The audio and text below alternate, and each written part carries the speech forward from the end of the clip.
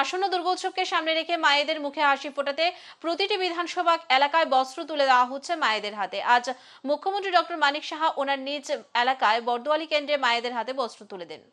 রাজ্যের মুখ্যমন্ত্রী professor doctor Manik Saha নির্বাচনী ক্ষেত্র বর্দোয়ালিতে আজ উৎসবের মেজাজে গরিব এবং দুস্থ একাংশ মহিলাদের হাতে শারদ উৎসবের উপহার হিসেবে বস্ত্র তুলে দেওয়া হয়। এই কর্মসূচিতে প্রধান অতিথি হিসেবে উপস্থিত থেকে নিজের আলোচনায় অংশগ্রহণ করতে গিয়ে মুখ্যমন্ত্রী দাবি করেন এই প্রকারের উদ্যোগ নিশ্চিতভাবে মানসিকভাবে তৃপ্তি দেওয়ার পক্ষে যথেষ্ট। উপহার সম্পর্কে বলতে গিয়ে মুখ্যমন্ত্রীর দাবি হচ্ছে যত সামান্য উপহার শারদ উৎসব উপলক্ষে সকলের হাতে তুলে দেওয়ার প্রচেষ্টা ছিল এবং এই প্রচেষ্টা সফল হওয়া দেখে কৃতজ্ঞ। পাশাপাশি মুখ্যমন্ত্রী আশাবাদী সকলের সার্বিক সহযোগিতা, শান্তি, সম্প্রীতি এবং সৌভ্রাতৃত্বের মধ্য দিয়ে এবারে দুর্গাপুজো সম্পন্ন হবে। আজকে মায়ের আগমনের পঞ্চমী দিন আছে এবং আমি আগেও বলেছি এটা আমাদের একটা ক্ষুদ্র প্রয়াস।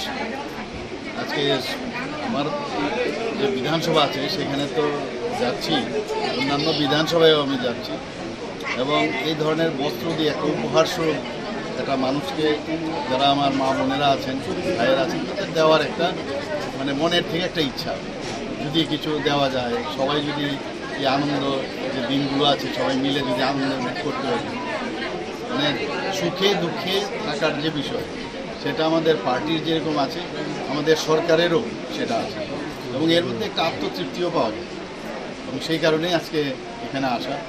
এবং আপনারা দেখছেন যে এখানে মা বোনেরাও আছেন, সবার মধ্যে একটা আনন্দ এবং আমরা চাই ত্রিপুরাতে শান্তি সম্প্রতি একটা বজায় থাকুক।